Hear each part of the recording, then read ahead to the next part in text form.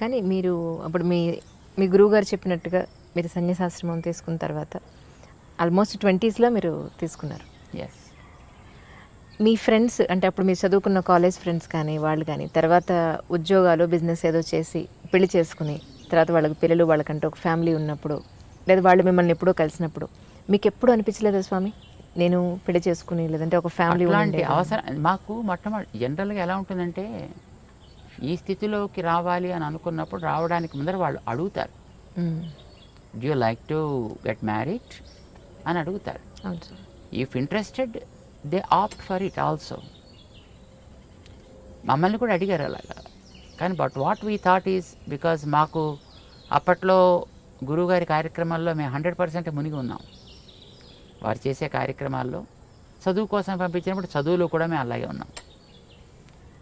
అందులో ఉండేటప్పుడు ఈ కార్యక్రమం ఒకటి కొత్తగా తీసుకోవాలి, ఎందుకంటే ఇది వారు ప్లాన్ చేసి పెట్టిన కార్యక్రమాలు కొన్ని ఉన్నాయి, అవి నడవాల్సిన అవసరం ఉంది. వారు మనని ఈ రకంగా తీర్చిదిద్దిన తర్వాత అంటే when he made an instrument, that instrument should work for the person who made it. So మమ్మల్ని ఇలా తయారు చేసిన తర్వాత వారి యొక్క ఆశయం కోసం మనం ఉండాలి, చెయ్యాలి అని ఒక నిర్ణయం ఏర్పడ్డ తర్వాత they asked us, would you like to get this? But I said, when we go for it, there are two problems. One, there may be increasing responsibilities after that, which will block our path. Second, అలా వెళితే అది మళ్ళీ ఇటు రావాలి అని అనుకోండి, it is again a pain to those people who come in that way. Right? Why unnecessary creating, why make this and create pain to other people, better not to అని అనిపించింది. ఇందాక మీరు ఒక మాట అన్నారు స్వామి, ఇప్పుడు ఎస్పెషల్లీ సరే అబ్బాయిలు పెట్టుకోకపోవడం తీసి పక్కన పెడితే అమ్మాయి బొట్టు పెట్టుకోవడం అనేది ఎందుకు ఇంపార్టెన్స్ ఈ రోజుల్లో? అంటే జీన్స్ ప్యాంట్ వేసుకున్నాను, ఈ డ్రెస్ మీదకి బొట్టు బాగుండదు, ఎక్కడో ఎందుకు మా ఇంట్లో సంగతి నేను చెప్తే పిల్లలు ఎందుకు పెట్టుకోవాలి అని అంటే ఎవరో చెప్పిన పెద్దవాళ్ళు అక్కడ ఒక స్థానం అది ఆ ప్లేస్కి మనం దానికి రెస్పెక్ట్ ఇచ్చి దానికి బొట్టు అక్కడ పెట్టాలంటే they are not satisfied with my answer. Right. So మీరు మీ మాటగా ఒక్కసారి బొట్టు అసలు ఎందుకు పెట్టుకోవాలి, నో పెట్టుకోమని ఎందుకు పెట్టుకోవాలి అనేది చెప్పండి చాలు. There are certain reasons. ఇప్పుడు fortunate enough we are, whatever the practices that we have today given by our great sages, each one of them has a relevance. Relevance physical, relevance spiritual. Rendu unnai. Face is the index of the mind, right? దీని అంగీకరిస్తారు కదా. నీ మనస్సులో ఏ భావాలు ఉన్నాయో అది నీ మొహం చెబుతుంది. ఒకవేళ మొహం చెప్పలేకపోతే నువ్వు చెప్పగలిగేటట్లుగా ఉండాలి. అందుకోసం మన వాళ్ళు బొట్టు పెట్టారు. ఎందుకంటే ఇక్కడ చూడగానే నీ ఐడియాలజీ ఏమిటి అనేది నీ మొహం చెప్పేస్తుంది. ఇప్పుడు మేము బొట్టు పెట్టుకున్నాం అనుకోండి, మేము పెట్టుకున్న బొట్టు ఏం చెప్తుంది? చూసిన వెంటనే వెంకటేశ్వర స్వామి నామాల్లా కనపడుతుంది. కామన్ మామూలు మనిషిగా చెప్పాను. అంటే వెంకటేశ్వరుడైనా ఎందుకు నామాలు పెట్టుకుంటాడు అట్లాగా, అది కూడా తెలియాలి కదా. దానికనే రీజన్ కావాలి కదా.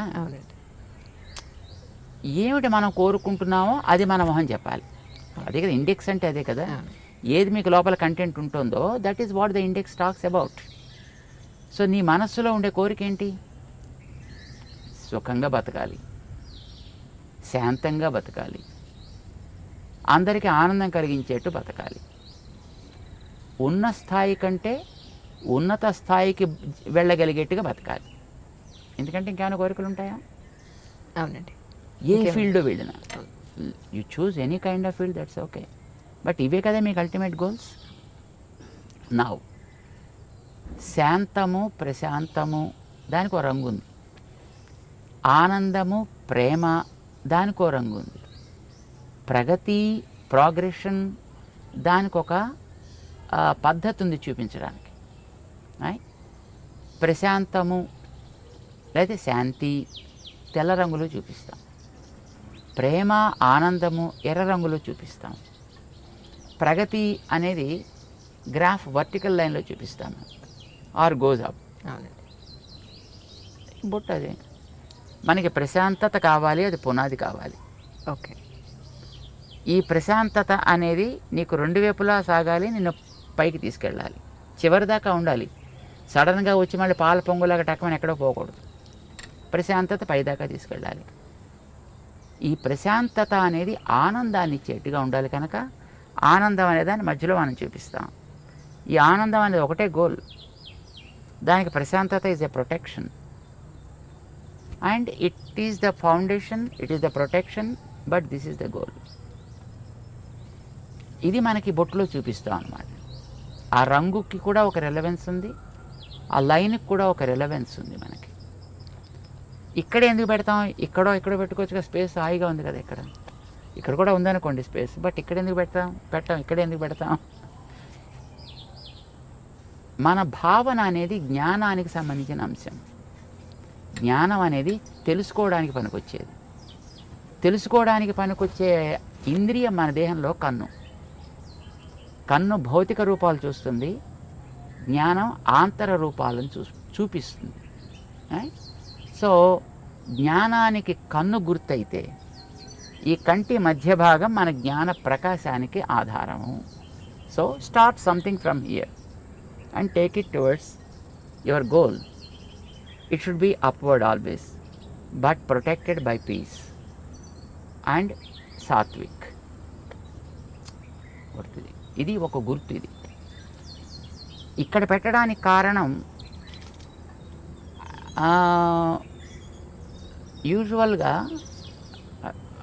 మీకు ఇందాక ఒక కారణం చెప్పాడు, రెండో కారణం చెప్తున్నాను. చెప్పండి సార్. మొట్టమొదటిది ఒకటిది, ఒక భావం ఉంది దాంట్లో. ఊరికే ఏదో సరదాగా పెయింట్ చేసుకోవాలి కనుక, కానీ this is not a painting that we're doing, or this is not something a kind of design that we adapted as a fashion, right? there is a meaning, there is a relevance for that. రెండవ కారణం ఏంటంటే, ప్రతివాడు ఏం కోరుకుంటాడు చెప్పండి? అసలు ఎవరైనా కామన్గా ఆధ్యాత్మికం అని పక్కన పెట్టేయండి, ఎవరైనా ఏం కోరుకుంటారు? మగవాళ్ళు కానీ ఆడవాళ్ళు కానీ అందంగా ఉండాలి. కోరుకోరా? అందంగా ఉండాలి ఎవరైనా కోరుకుంటారు. అందుకే కదా మాటికి అద్దం చూస్తాడు, జుట్టు దువ్వుతాడు, నిలబెట్టాలా లేకపోతే ఇటు దువ్వాలా లేకపోతే మొహం మీద బొచ్చు కుక్కలా వేసుకోవాలా. సో ఏదో ఒక రకమైనటువంటి ఒక స్టైల్ అడాప్ట్ చేస్తున్నాడు, లేదో రంగులు వేస్తున్నాడు. ఇవన్నీ దేనికోసం చేస్తున్నాడు? అందంగా ఉండాలి. మరి అందం ఏం కావాలి? ప్రెజరు కావాలా లేదా తాత్కాలిక కనిపించిపోవాలా? ప్రెజరు కావాలని ప్రతివాడు కోరుకుంటాడు, ఉండదు కానీ వీరికి. వందలు వేలు లక్షలు ఖర్చు పెడతారు అది ప్రెజరు కావాలని. ప్రెజరు కావడానికి ఒక బ్యూటిఫుల్ సొల్యూషన్ మన వాళ్ళు ఇచ్చారు. బాడీలో ఉండే మిగతా పార్ట్స్ కంటే మొహం చాలా ఎక్కువ అందమైనది. దాన్ని బట్టి కదా మిగతా అన్నిటిని రికగ్నైజ్ చేసేది. సో ముఖం యొక్క అందం బాగుండాలి. పాడు చేసే ఫ్యాక్టర్స్ ఏమున్నాయి? వెదర్, కడిగేసుకుంటే పోతుంది.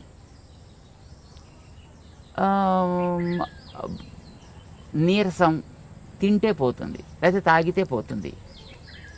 కానీ ఒక వ్యక్తి యొక్క చూపు వల్ల కలిగేటటువంటి ప్రభావం వీటి వల్ల పోదు. ఓకే. మనిషి చూపు వల్ల కూడా కొన్ని ప్రభావాలు ఉంటాయి. చూపు ఈజ్ వెరీ వెరీ పవర్ఫుల్.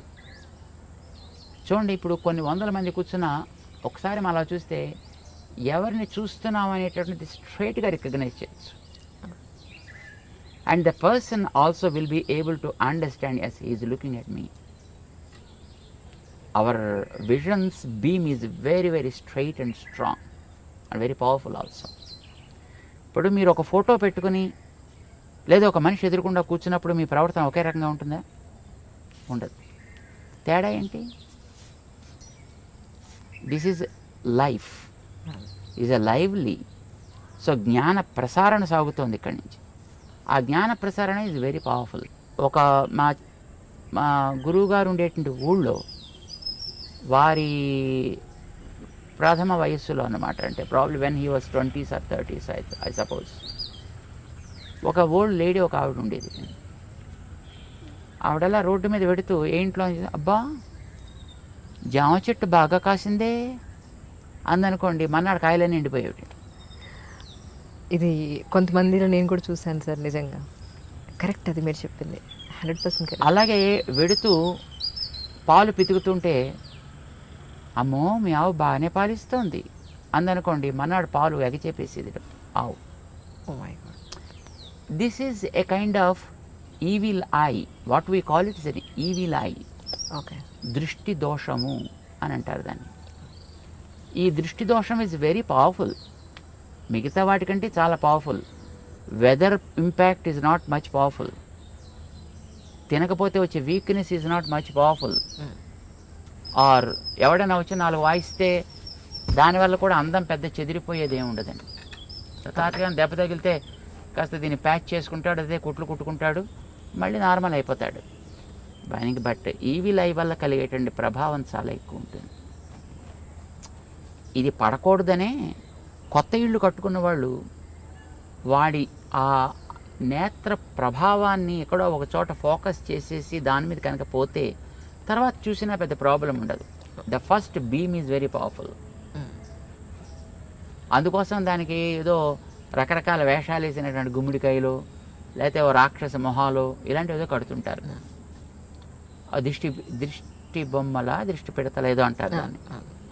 అంటే వాడు ఎవడైనా వచ్చి అలాంటి పవర్ కలిగిన వ్యక్తి దాని కేసు చూసి బాగా కడుతున్నాడు, చాలా బాగుంది. ఇప్పుడు ఎక్కడ పడుతుంది చూపు? ఇంటి మీద దృష్టి బొమ్మ పెట్టినప్పుడు మీరు మిగతా కట్టినటువంటి కలర్స్ మీద, డిజైన్స్ మీద దృష్టి పడదు, దాని మీద దృష్టి పెడుతుంది. So also when you see the face of a person, when there is a mark somewhere, ఇక్కడ ఉండొచ్చు, ఇక్కడ ఉండొచ్చు, ఇక్కడ ఉండొచ్చు, ఇక్కడ ఉండొచ్చు.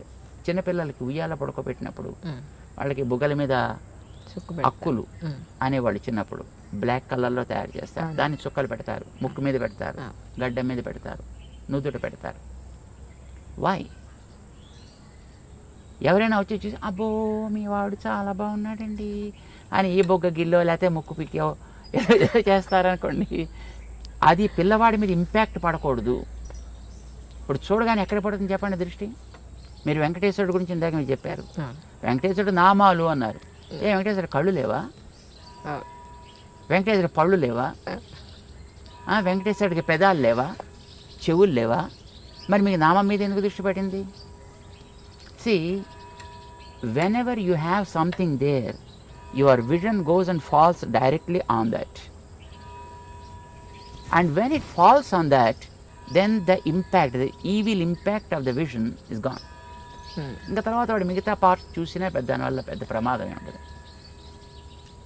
అందం నాకు బాగుండాలి అని అనుకునేటటువంటి ఒక శ్రద్ధ కలిగిన వ్యక్తి నిజంగా వాడికి ఆ కన్సర్న్ కనుక ఉన్నట్టయితే ఎక్కడ అందం ఉందో అక్కడ ఒక ప్రొటెక్షన్ ఏర్పాటు చేసుకోండి ఇలాంటి వాటి నుంచి దాన్ని రక్షించడానికి.